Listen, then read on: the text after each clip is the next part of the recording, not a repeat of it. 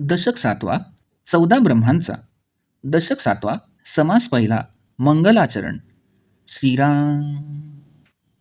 विद्यावंताचा पूर्वजू, मत्ताननो एकदद्विजू, त्रिनयनेन चतुर्भुजू, फरशपाणी श्रीराम. कुबेरापासून अर्थ, वेदापासून परमार्थ, लक्ष्मीपासून समर्थ, भाग्यासी आले श्रीराम. तैसी मंगळमूर्ती अद्या, पासूनी झाल्या सकळ विद्या, तेणे कवी लाघव गद्या, सत्पात्रे झाले श्रीराम. जैसी समर्थाची लेकुरे, नाना अलंकारी सुंदरे, मूळ पुरुषाचे निद्वारे, तैसे कवी श्रीराम.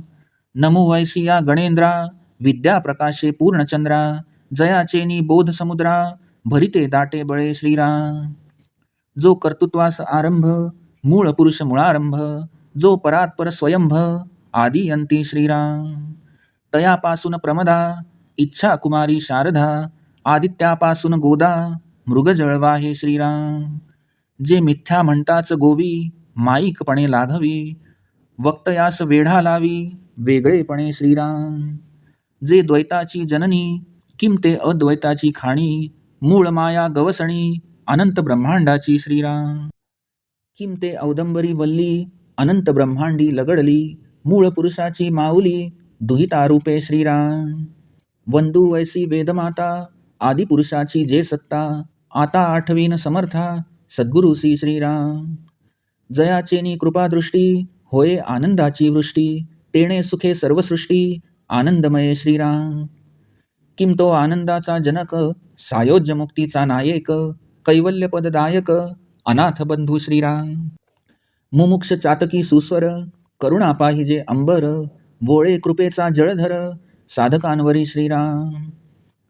किम ते भवार्णवीचे तारू, बोधे पाववी पैलपारू, महा आवर्ती आधारू, भाविकासी श्रीराम.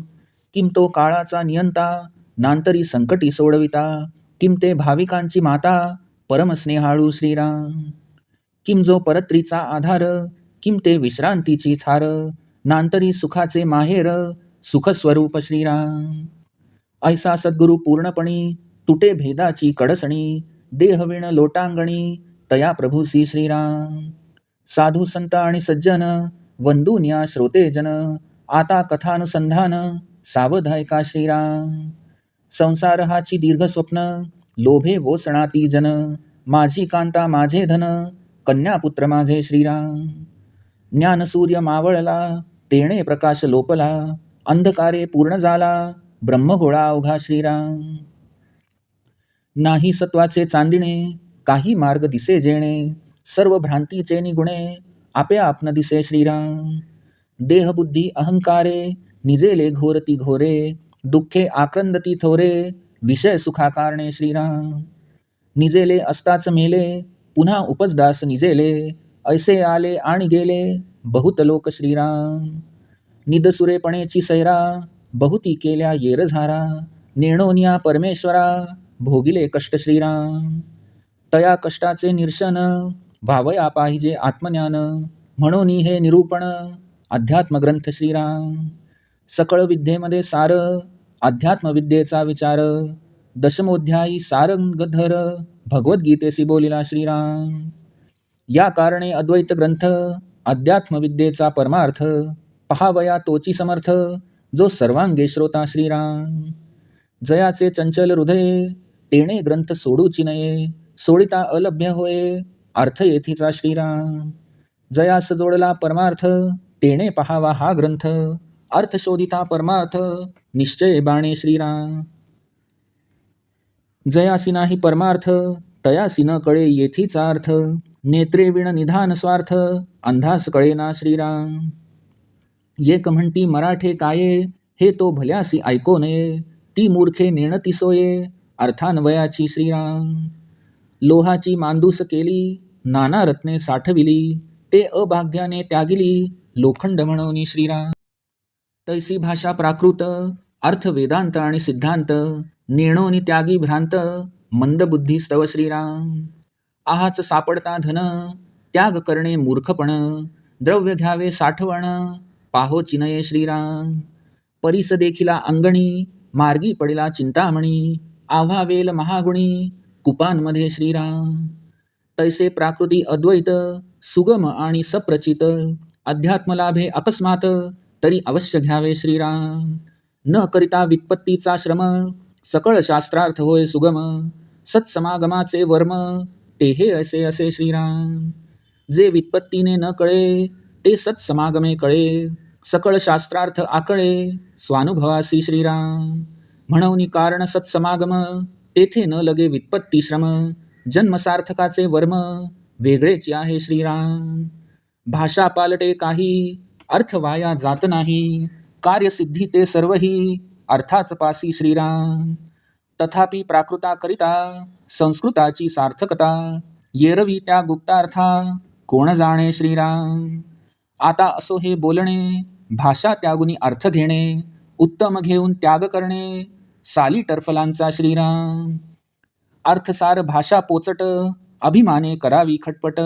नाना अहमतेने वाट रुधिली मोक्षाची श्रीराम. शोध घेता लक्ष्यांच्याचा तेथे आधी वाच्यांश कैचा. अगाध महिमा भगवंताचा कळला पाहिजे श्रीराम. मुकेपणाचे बोलणे हे जयाचे तोची जाणे. स्वानुभवाची खुणे स्वानुभवी पाहिजे श्रीराम. अर्थ जाणे अध्यात्माचा ऐसा श्रोता मिळेल कैचा. जयासी बोलता वाचेचा हव्यासची पुरे श्रीराम. परीक्षवंता पुढे रत्न ठेविता होय समाधान. तैसे ज्ञानियान पुढे ज्ञान बोलावे वाटे श्रीराम. माया जाळे दुश्चित्त होये ते निरूपणी कामा नये. सांसारिका कळे काये अर्थ येथीचा श्रीराम. व्यवसायी जो मळीण त्यासी न कळे निरूपण. येथे पाहिजे सावधपण अतिशयसी श्रीराम. नाना रत्ने नाना नाणी दुश्चित्तपणे घेता हानी. परीक्षा नेणता प्राणी ठकला तेथे श्रीराम. तैसे निरूपणी जाणा आहाच पाहता कळेना. मराठेची उमजेना काही केल्या श्रीराम. जेथे निरूपणाचे बोल आणि अनुभवाची बोल ते संस्कृतापरिस खोल अध्यात्मश्रवण श्रीराम. माया ब्रह्म ओळखावे तयास अध्यात्म म्हणावे. तरी ते मायेचे जाणावे स्वरूपाधी श्रीराम. माया सगुण साकार माया सर्वस्व विकार. माया जाणीजे विस्तार पंचभूतांचा श्रीराम. माया दृश्य दृष्टीस दिसे माया भास मनासी भासे. माया क्षणभंगूर नासे विवेके पाहता श्रीराम. माया अनेक विश्वरूप माया विष्णूचे स्वरूप. मायेची सीमा अमूप बोली जेती तुकी श्रीराम. माया बहुरूपी बहुरंग माया ईश्वराचा संग. माया पाहता अभंग अखिळ वाटे श्रीराम. माया सृष्टीची रचना माया आपुली कल्पना. माया तोडिता तुटेना ज्ञाने विण श्रीराम. ऐसी माया निरोपिली स्वल्प संकेते बोलिली. पुढे वृत्ती सावध केली पाहिजे श्रोती श्रीराम. पुढे ब्रह्म निरोपण निरोपिले ब्रह्मज्ञान. जेणे तुटे माया भान ये कसरे श्रीराम. इति श्रीदासबोधे गुरुशिष्य संवादे मंगलाचरणाम समास पहिला समाप्त.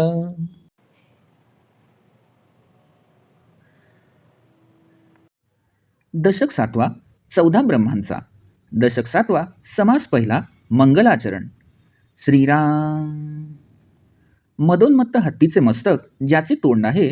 जो एकदंत 3 नेत्र असलेला आहे व जो चतुर्भुज आहे. ज्याने हातात परशु धारण केला आहे तो प्रसन्न वदन गजमुख हा सर्व विद्यावंतांचा पूर्वज म्हणजेच मूळ पुरुष आहे. कुबेरापासून धन प्राप्त होते. वेदापासून परमार्थ लाभतो. तर लक्ष्मीमुळे ऐश्वर्य संपन्न झालेले लोक भाग्यवान होतात. त्याप्रमाणे मंगलमूर्ती हा सर्व विद्यांचा जनक असून त्याच्यापासूनच सर्व विद्या झाल्या आहेत. त्याच्या कृपेने प्राप्त झालेल्या विद्येमुळे कवी गद्यपद्य रचना निर्माण करून मान्यवंत ठरले. जशी श्रीमंतांची मुले नाना सुंदर अलंकारांनी शोभतात तसे मूळ पुरुषाच्या कृपेने कवी फार शोभून दिसतात. अशा त्या गणेंद्राला मी नमन करतो. पूर्णचंद्राला पाहून सागराला भरती यावी त्याप्रमाणे विद्यारूपी प्रकाशाने परिपूर्ण अशा पूर्णचंद्ररूपी गणेशाला पाहून बोधरूपी समुद्रालाही अतिशय भरती येत आहे. जो सर्व कर्तृत्वाचा आरंभ आहे मूळ पुरुष आदिपुरुष असून ज्याच्यापासून सर्व विश्वाची उत्पत्ती झाली आहे. पण जो या सर्वांच्या पलीकडील असून स्वयंभू आहे. जो आधीही आहे व अंतीही आहे. त्याच्याच पासून बहुश्याम ही इच्छा ही सुवर्णरूपी शारदा कुमारी उत्पन्न झाली आहे. आदित्यापासून मृगजळाची गोदावरी व्हावी तशी या मूळ पुरुषापासून शारदा म्हणजे मूळ माया झाली आहे. तिला मिथ्या म्हणावे तर ती लाघवी आहे.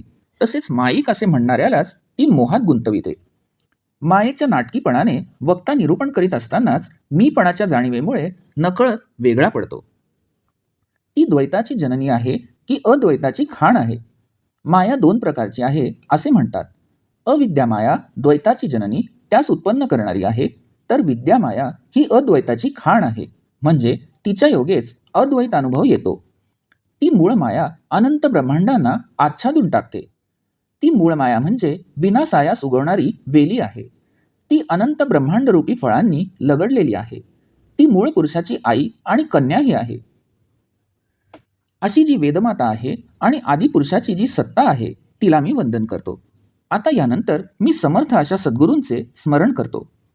त्यांच्या कृपादृष्टीने आनंदाची वृष्टी होते. एवढेच नव्हे तर त्या सुखाने सर्व सृष्टीच आनंदमय बनते.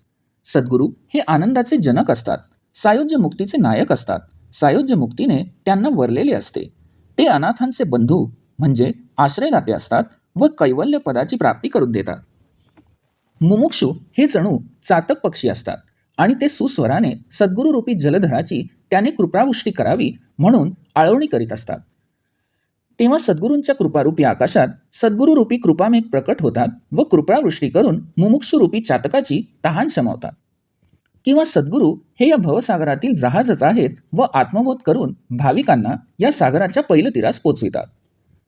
सद्गुरू हे काळावरही नियंत्रण ठेवतात. नाना संकटातून भाविकांना सोडवतात आणि भाविकांची ते अति स्नेहाळू अशी माताच आहेत. सद्गुरू हे परमार्थात मार्गदर्शन करीत असल्याने मुमुक्षूंना त्यांचा मोठा आधार वाटतो. त्यांच्या सानिध्यातच खरी विश्रांती भाविकांना मिळते. म्हणून ते म्हणजे साधकांचे जणू हक्काचे विश्रांतीचे स्थळ असते. म्हणूनच सद्गुरूंना सुखाचे माहेर असे म्हटले जाते. त्यांच्याजवळ सुखालाही सुख प्राप्त होते. असे हे सद्गुरू साक्षात परब्रह्माप्रमाणेच सर्व प्रकारे परिपूर्ण असतात. त्यांच्या कृपेने भेदरूपी अडसर सुटतो. अशा त्या सद्गुरूंना, माझ्या प्रभूंना, स्वामींना मी देहाशिवाय म्हणजे मीपणा विरहित लोटांगण घालतो. याप्रमाणे श्री सद्गुरू वंदन केल्यानंतर इतर सर्व साधू, संत आणि सज्जन श्रोते यांनाही वंदन करून वक्ता म्हणतो आहे की आता पुढील कथानुसंधानही आपण सावधपणे ऐका. संसार हेच दीर्घकाळ चालणारे स्वप्न असून त्यात लोभामुळे माझी कांता, माझे धन, माझे कन्यापुत्र असे लोक नाना प्रकारे बरळतात. आत्मज्ञानरूपी सूर्य मावळल्याने आत्मज्ञानरूपी प्रकाश नाहीसा होतो आणि अवघा ब्रह्मांड गोल अंधाराने पूर्ण व्यापला जातो. ज्या योगे मार्ग सापडला असता त्या सत्वगुणरूपी चांदण्याचाही अभाव असल्याने मार्ग दिसत नाही. सर्व प्रकारच्या भ्रांतीच्या योगाने म्हणजे विपरीत ज्ञानाने वेढून टाकल्याने आपण स्वतःलाही पाहू शकत नाही अशी स्थिती होते. अज्ञानरूपी निद्रेत झोपलेले असताना देहबुद्धीच्या अहंकारामुळे ते मोठमोठ्याने घोरत असतात आणि विषय सुख मिळावे म्हणून मोठ्याने आक्रोश करीत असतात. अज्ञानरूपी निद्रेत असतानाच ते मरतात आणि परत जन्माला आले की परत अज्ञानरूपी निद्रेत झोपी जातात. या प्रकारे अनेक लोक असेच आले आणि गेले. अज्ञानरूपी निद्रेच्या भराने असंख्य जीव स्वैरपणे जन्ममृत्यूच्या येरझारा करीत राहतात. परमेश्वराला न जाणल्याने त्यांना खूप कष्ट सोसावे लागतात. हे कष्ट भोगावे लागू नयेत म्हणून आत्मज्ञान होणे अत्यंत आवश्यक आहे. त्यासाठीच ते ज्ञान करून देण्यासाठीच अध्यात्मग्रंथाची आवश्यकता असते. जगातील सर्व विद्यांमध्ये अध्यात्मविद्या हीच सर्वश्रेष्ठ आहे असे श्रीमद भगवद्गीतेच्या 10व्या अध्यायात भगवान श्रीकृष्णांनी म्हटले आहे. या कारणानेच अध्यात्मविद्येचा परमार्थ ज्यात प्रतिपादन केलेला असतो ते अद्वैत ग्रंथ श्रवण जो श्रोता जीवाचे कान करून ऐकतो, सर्व लक्ष श्रवणात एकाग्र करून ऐकतो, तोच त्यातील अर्थ ग्रहण करू शकतो. ज्याचा चंचल हृदयामुळे असे श्रवण घडत नसेल त्याने काहीही झाले तरी ग्रंथ एकदा वाचून अथवा श्रवण करून सोडून देऊ नये. वारंवार वाचून अथवा श्रवण करून मनन करावे. जर असे केले नाही तर त्या अध्यात्मग्रंथाच्या वचनाने अथवा श्रवणाने तो अलभ्य लाभ होतो तो होणार नाही, तो अलभ्यच राहील.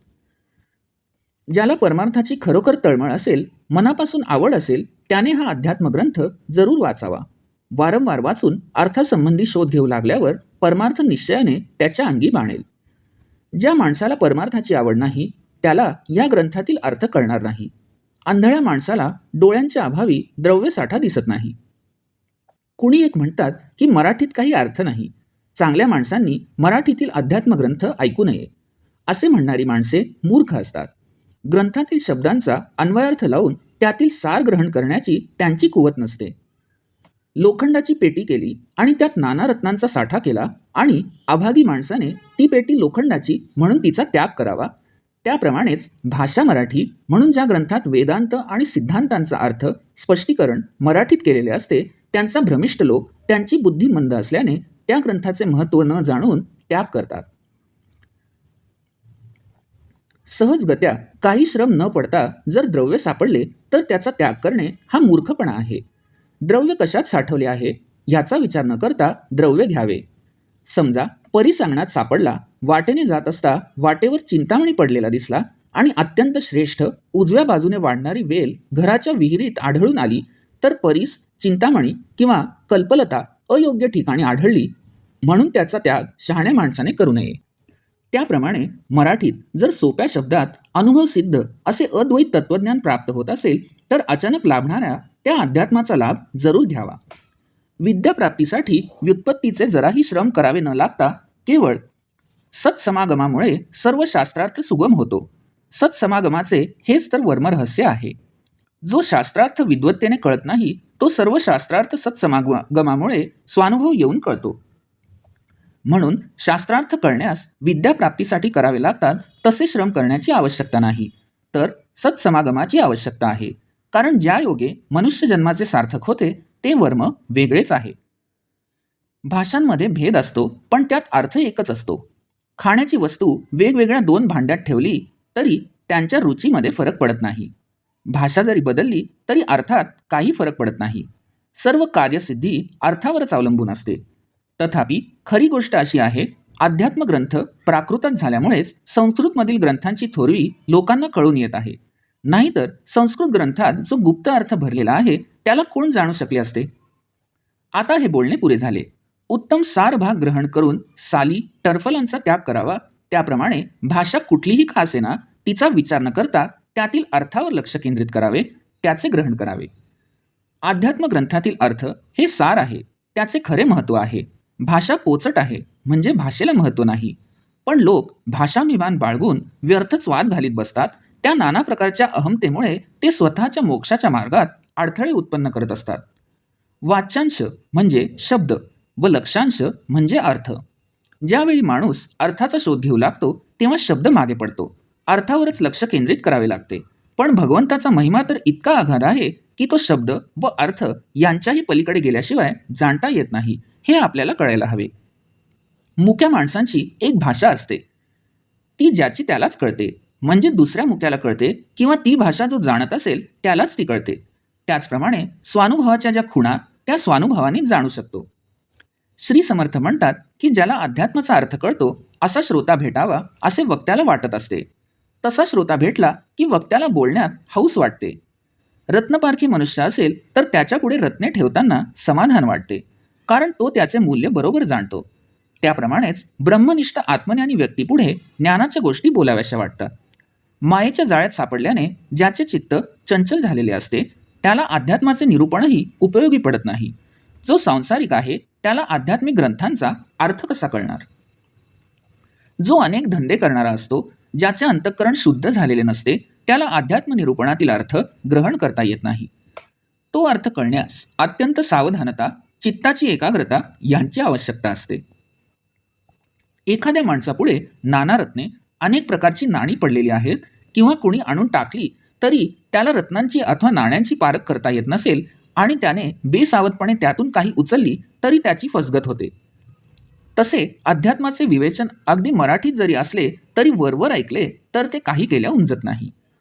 जे अध्यात्म निरूपण वक्त्याच्या अनुभवाच्या बोलाने युक्त असते ते जरी प्राकृतात असले तरी संस्कृतापेक्षा अधिक सखोल असते. ज्या निरूपणाने माया व ब्रह्म यांचे स्वरूप कळून येते त्याला अध्यात्म म्हणतात. तरी आता प्रथम मायेचे स्वरूप जाणून घ्या. माया ही सगुण साकार असते. सर्व विकार मायेच्या ठिकाणीच असतात. हा पंचमहाभूतांचा पसारा म्हणजेच माया. मायेच्या योगेच ही दृश्य सृष्टी आपल्या डोळ्यांना दिसत असते. मायेच्यामुळे मनाला नाना भास होतात. माया ही क्षणभंगूर असून सारासार विवेक केला की ती नाश पावते. अनेक ब्रह्मांडे, हे सर्व विश्व हे मायेचे स्वरूप आहे. माया ही विष्णूचे स्वरूप आहे. म्हणजे निर्गुण ब्रह्म मायेच्या योगेच सगुण साकार बनते. मायेची सीमा अमूप म्हणजे अवर्णनीय आहे.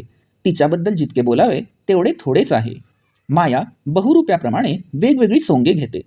ती बहुरंगी म्हणजेच बहुढंगीही आहे. ईश्वराच्या ठिकाणीही मायेचे अस्तित्व असते, कारण मायेशिवाय सगुण निराकार व साकार प्रगटू शकतच नाही. प्रथमदर्शनी असे वाटते की ती अखिल अभंग आहे. मायेमुळे दृश्य सृष्टीची रचना झाली. आपली कल्पना हे मायेचेच रूप आहे. मात्र आत्मज्ञान झाल्याखेरीज अन्य उपायांनी ती नष्ट होत नाही. याप्रमाणे अगदी थोडक्यात केवळ संकेताने मायेचे वर्णन केले आहे. आता श्रोत्यांनी चित्तवृत्ती अत्यंत सावध करणे आवश्यक आहे, कारण आता पुढील समासात परब्रह्माचे निरूपण करून ज्या ब्रह्मज्ञानाच्या योगे मायेचे भान पूर्णपणे तुटते, नष्ट होते, त्या ब्रह्मज्ञानाचे स्वरूप सांगितले जाईल, असे समर्थ म्हणतात. इति श्रीदासबोधे गुरुशिष्य संवादे मंगलाचरण नाम समास पहिला समाप्त.